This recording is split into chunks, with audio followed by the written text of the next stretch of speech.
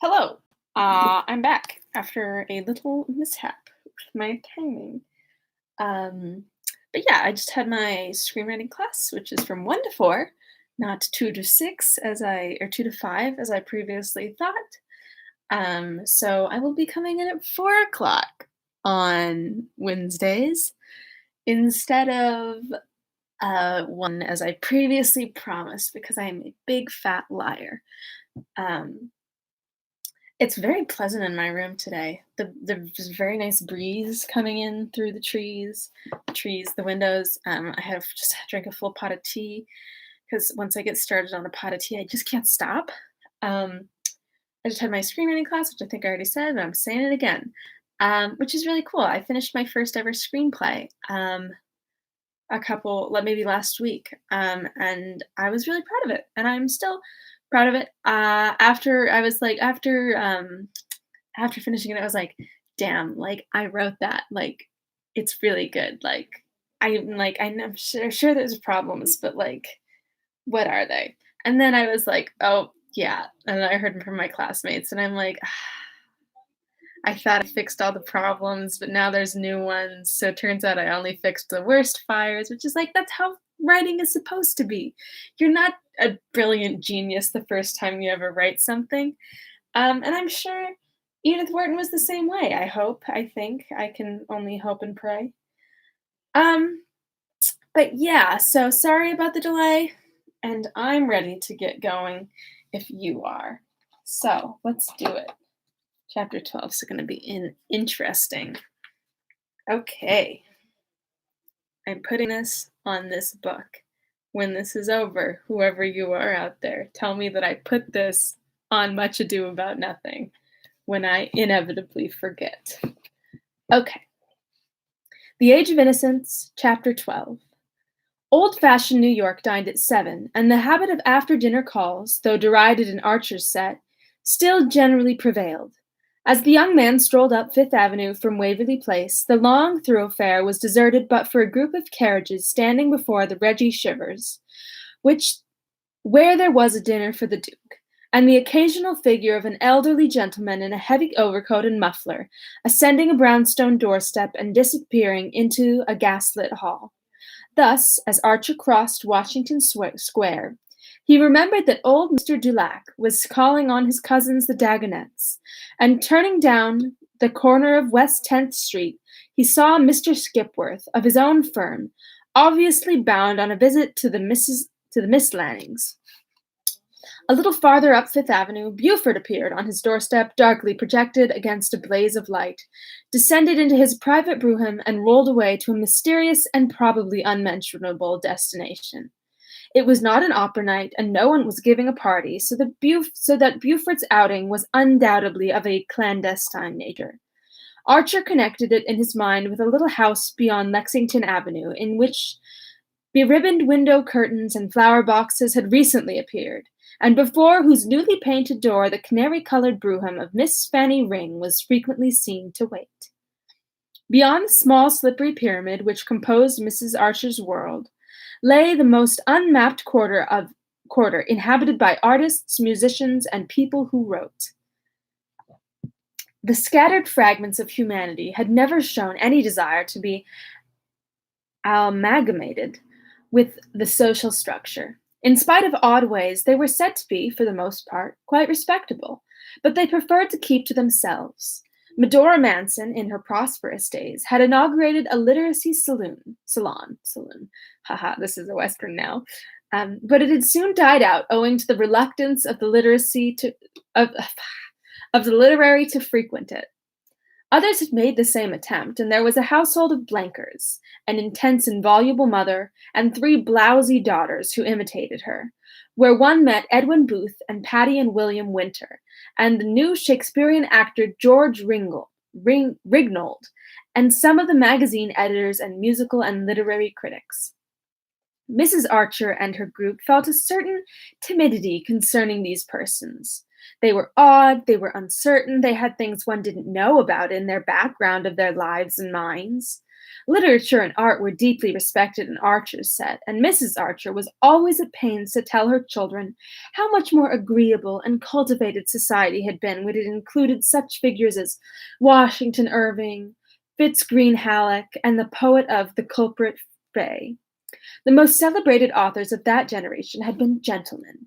Perhaps the unknown persons who succeeded them had gentlemanly sentiments, but their origin, their appearance, their hair, their intimacy with the stage and the opera made any old New York criterion inapplicable to them. When I was a girl, Mrs. Archer used to say, we knew everybody between the Battery and Canal Street, and only the people one knew had carriages. It was perfectly easy to place any one of them. Now one can't tell, and I prefer not to try. Only old Catherine Mingott, with her absence of moral prejudices and almost parvenu indifference to the subtler distinctions, might have bridged the abyss, but she had never opened a book or looked at a picture and cared for music only because it reminded her of gala nights at the Italians, in the days of her triumph at the Tuileries. Possibly Beaufort, who was her match in daring, would have succeeded in bringing about a fusion, but his grand house and silk-stockinged footmen were an obstacle to informal sociability. Moreover, he was here we go. Moreover, he was as illiterate as old Mrs. Mingott, and considered fellows who wrote. Damn, I keep getting distracted. Okay. And considered fellows who wrote as the mere paid purveyors of rich men's pleasures, and no one rich enough to influence his opinion had ever questioned it. Newland Archer had been aware of these things ever since he could remember, and had accepted them as part of the structure of his universe. He knew that there were societies where painters and poets and novelists and men of science and even great actors were as sought after as dukes. He had often pictured to himself what it would have been like to live in the intimacy of drawing rooms dominated by the talk of Mérimée, whose letters en incon was one of his inseparables, of Thackeray, Browning, or William Morris. But such things were inconceivable in New York and unsettling to think of. Archer knew most of the fellows who wrote, the musicians and the painters. He had met them at the Century, or at the little musical and theatrical clubs that were beginning to come into existence. He enjoyed them there, and was bored with them at the Blankers, where they were mingled with fervid and dowdy women who passed them about like captured curiosities. And even after his most exciting talks with Ned Winsett, he always came away with the feeling that if his world was small, so was theirs, and that the only way to enlarge either was to reach a stage of manners where they would naturally merge. He was reminded of this by trying to picture the society in which the Countess Olenska had lived and suffered, and also, perhaps, tasted mysterious joys. He remembered with amusement she had told him that her grandmother Mingott and the Wellens objected to her living in a bohemian quarter given over to people who wrote. It was not the peril but the poverty that her family disliked, but that shade escaped her, and she supposed they considered literature compromising. She herself had no fears of it, and the books scattered about her drawing room, a part of the house in which books were usually supposed to be out of place, though chiefly works of fiction, had whetted Archer's interest with such new names as those of Paul Bourget, Huysmans, and the Goncourt brothers. Ruminating on these things as he approached her door, he was once more conscious of the curious way in which she reversed his values, and of the need of thinking himself into new conditions incredibly different from any that he knew, if he were to be of use in her present difficulty. Nastasia opened the door, smiling mysteriously. On the bench in the hall lay a sable-lined overcoat, a folded opera hat of dull silk with a gold J.B. on the lining, and a white silk muffler. There was no mistaking the fact that these costly articles were the property of Julius Beaufort. Archer was angry, so angry that he came near scribbling a word on his card and going away. Then he remembered that in writing to Madame Olenska he had been kept by his excess of discretion from saying that he wished to see her privately. He had therefore no one but himself to blame if she had opened her doors to other visitors, and he entered the drawing-room with a dogged determination to make Beaufort feel himself in the way, and to outstay him. The banker stood leaning against the mantel shelf, which was draped with an old embroidery held in place by a brass candelabra containing church candles of yellowish wax. He had thrust his chest out, supporting his shoulders against the mantel and resting his weight on one large patent leather foot. As Archer entered, he was smiling and looking down on his hostess, who sat on a sofa placed at right angles to the chimney. A table banked with flowers formed a screen behind it, and against the orchards and azaleas which the young man recognized as tributes from the Beaufort hothouses, Madame Olenska sat half reclined, her head propped on a hand, and her wide sleeve leaving the arm bare to the elbow. It was unusual for ladies who received in the evenings to wear what were called simple dinner dresses, a close-fitting armor of whalebone silk, slightly open in the neck with the lace ruffles filling in the crack, and a tight sleeve with a flounce uncovering just enough wrist to show a Etruscan gold bracelet or a velvet band. But Madame Olenska, heedless of tradition, was attired in a long robe of red velvet bordered about the chin and down the front with glossy black fur. Archer remembered on his last visit to Paris, seeing a portrait by the new painter, Carolus Duran, whose pictures were the sensation of the salon, in which the lady wore one of these bold sheath-like robes with her chin nestling in fur. There was something perverse and provocative in the notion of fur worn in the evening in a heated drawing-room, and in the combination of a muffled throat and bare arms, but the effect was undeniably pleasing. "Lord love us! 3 whole days at Skuytercliff," Beaufort was saying in his loud, sneering voice as Archer entered. "You'd better take all your furs and a hot water bottle." "Why? Is the house so cold?" she asked, holding out her left hand to Archer, in a way mysteriously suggesting that she expected him to kiss it. "No, but the missus is," said Beaufort, nodding carelessly to the young man. "But I thought her so kind. She came herself to invite me. Granny says I must certainly go." "Granny would, of course. And I say it's a shame you're going to miss the little oyster supper I'd planned for you at Delmonico's next Sunday with Campani and Scalacci and a lot of jolly people." She looked doubtfully from the banker to Archer. "Ah, that does tempt me. Except the other evening at Mrs. Struther's, I've not met a single artist since I've been here." "What kind of artists? I know 1 or 2 painters, very good fellows, that I could bring to see you if you'd allow me," said Archer boldly. "Painters? Are there painters in New York?" asked Beaufort in a tone implying that there could be none since he did not buy their pictures, and Madame Olenska said to Archer with her grave smile, that would be charming. But I was really thinking of dramatic artists, singers, actors, musicians. My husband's house was always full of them." She said the words, "my husband," as if no sinister association were connected with them, and in a tone that seemed almost to sigh over the lost delights of her married life.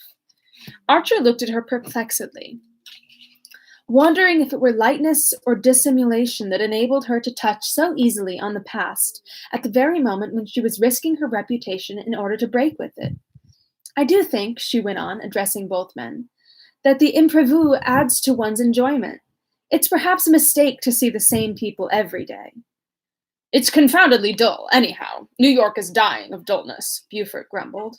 "And when I try to liven it up for you, you go back on me. Come, think better of it. Sunday is your last chance, for Campani leaves the next week for Baltimore and Philadelphia, and I've a private room and a Steinway, and they'll sing all night for me." "How delicious. May I think it over and write you tomorrow morning?" She spoke amicably, yet with the least hint of dismissal in her voice.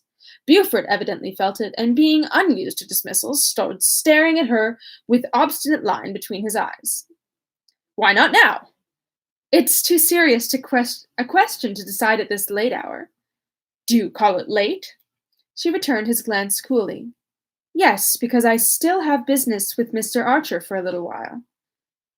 "Ah," Beaufort snapped. There was no appeal from her tone, and with a slight shrug he recovered his composure, took her hand, which he kissed with a practised air, and calling out from the threshold, "I say, Newland, if you can persuade the Countess to stop in town, of course you're included in the supper," left the room with his heavy, important steps.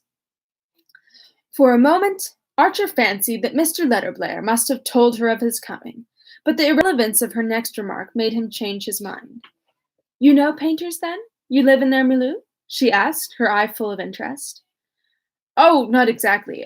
I don't know that the arts have a milieu here, any of them. They're more like a very thinly settled outskirt. But you care for such things?" "Immensely. When I'm in Paris or London, I never miss an exhibition. I try to keep up." She looked down at the tip of the little satin boot that peeped from her long draperies. "I used to care immensely, too. My life was full of such things. But now I want to try not to." "You want to try not to?" "Yes, I want to cast off all my old life, to become just like everybody else here." Archer reddened. "You'll never be like everybody else," he said. She raised her straight eyebrows a little. "Don't say that. If you knew how I hate to be different." Her face had grown as somber as a tragic mask. She leaned forward, clasping her knee in her thin hands, and looking away from him into remote distances. "I want to get away from it all," she insisted. He waited a moment and cleared his throat. "I know. Mr. Letterblair has told me." "Ah?" "That's the reason I've come. He asked me to. You see, I'm in the firm." She looked slightly surprised, and then her eyes brightened. "You mean you can manage it for me? I could talk to you instead of Mr. Letterblair? Oh, that will be so much easier." Her tone touched him, and his confidence grew with his self-satisfaction. He perceived that she had spoken of business to Beaufort simply to get rid of him, and to have routed Beaufort was something of a triumph. I am here to talk about it," he repeated. She sat silent, her head still propped by the arm that rested on the back of the sofa. Her face looked pale and extinguished, as if dimmed by the rich red of her dress. She struck Archer of a sudden as a pathetic and even pitiful figure. Hmm. Now we're coming to hard facts, he thought, conscious in himself of the same instinctive recoil that he had so often criticized in his mother and her contemporaries. Hmm. How little practice he had in dealing with unusual situations. Their very vocabulary was unfamiliar to him, and seemed to belong to fiction and the stage. In the face of what was coming, he felt as awkward and embarrassed as a boy. After a pause, Madame Olenska broke out with unexpected vehemence. "I want to be free. I want to wipe out all the past." "I understand that." Her face warmed. "Then you'll help me?" "First," he hesitated, "perhaps I ought to know a little more." She seemed surprised. "You know about my husband, my life with him?" He made a sign of assent. "Well, then, what more is there? Is this in this country are such things tolerated? I'm a Protestant. Our church does not forbid divorce in such cases." "Well, certainly not." They were both silent again, and Archer felt the spectre of Count Olenski's letter grimacing hideously between them. The letter only filled half a page, and was just what he had described it to be in speaking of it to Mr. Letterblair, the vague charge of an angry blackguard. But how much truth was behind it? Only Count Olenski's wife could tell.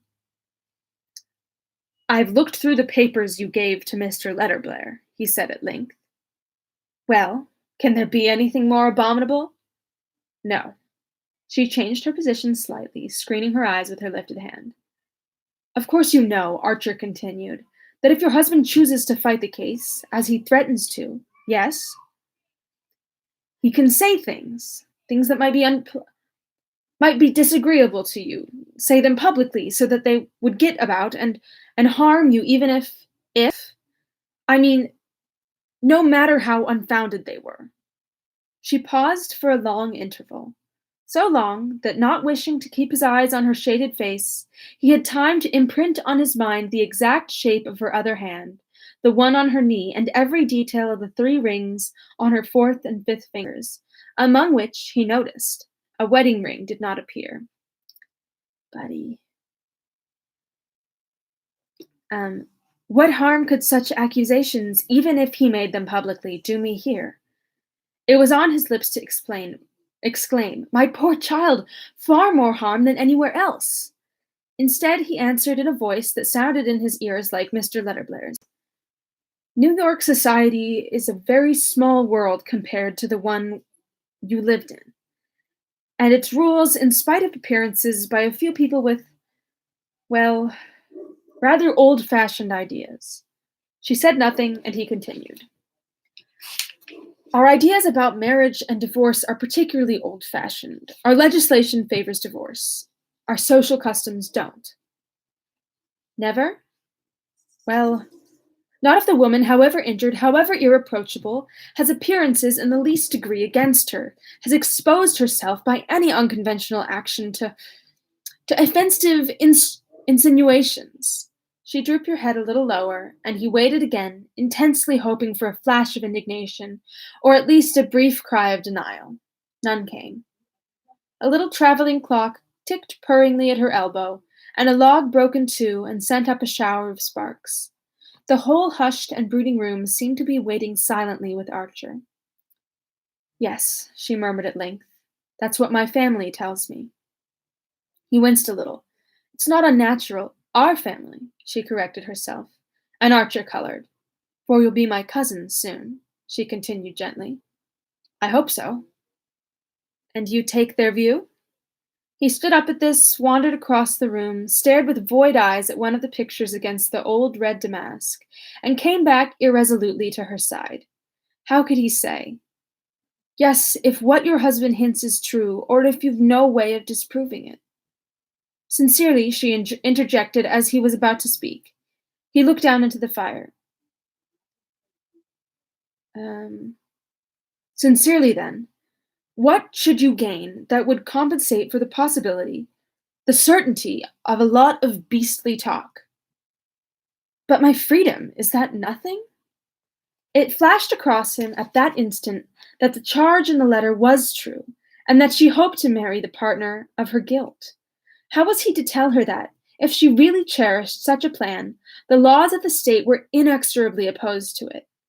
The mere suspicion that the thought was in her mind had made him feel harshly and impatiently toward her. But aren't you as free as air as it is? He returned. Who can touch you? Mr. Letterblair tells me the financial question has been settled. Oh, yes, she said indifferently. Well, then, is it worthwhile to risk what may be infinitely disagreeable and painful? Think of the newspapers, their vileness. It's all stupid and narrow and unjust. But one can't make over society. No, she acquiesced, and her tone was so faint and desolate that he felt a sudden remorse for his own hard thoughts. The individual, in such cases, is nearly always sacrificed to what is supposed to be the collective interest. People cling to any convention that keeps the family together, protects the children, if there are any. He rambled on, pouring out all the stock phrases that rose to his lips in his intense desire to cover over the ugly reality which her silence seemed to have laid bare. Since she would not or could not say the one word that would have cleaned the air, his wish was not to let her feel that he was trying to probe into her secret. Better keep on the surface in the prudent old New York way than risk uncovering a wound he could not heal. It's my business, you know, he went on, to help you see these things as the people who are fondest of you see them. The Mingotts, the Wellens, the Vanderludens, all your friends and relations. If I didn't show you honestly how they judge such questions, it wouldn't be fair of me, would it? He spoke insistently, almost pleading with her in his eagerness to cover up that yawning silence. She said slowly, No, it wouldn't be fair. The fire had crumpled down to a grayness, and one of the lamps made a gurgling appeal for attention. Madame Olenska rose, wiped it up, and returned to the fire, but without resuming her seat. Her remaining on her feet seemed to signify that there was nothing more for either of them to say, and Archer stood up also. Very well, I will do what you wish, she said abruptly. The blood rushed to his forehead, and taken aback by the suddenness of her surrender, he caught her two hands awkwardly in his. I do want to help you, he said. You do help me. Good night, my cousin. He bent and laid his lips on her hands, which were cold and lifeless. She drew them away, and he turned to the door, found his coat and hat under the faint gaslight of the hall, and plunged out into the winter night, bursting with the belated eloquence of the inarticulate. That's a killer line to end a chapter on.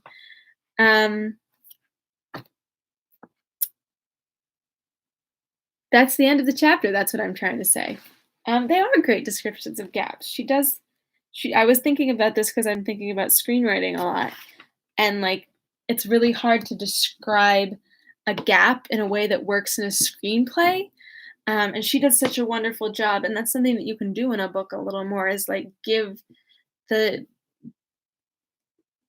weight of a gap in words that in a screenplay you're just kind of supposed to be like, "Hey, the actor will figure it out." And I'm like, "No, I want to say that there's a gap there. It's important to me." Um, but I'm learning. So thank you for tuning in. Sorry that I only figured out like 2 minutes ago that it would have to be at this time.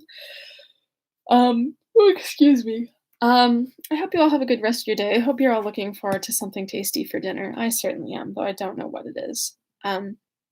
So I'll see you soon. Tomorrow, chapter 13. We'll see what happens. See what old Ellen Olenska gets up to. All right. Goodbye.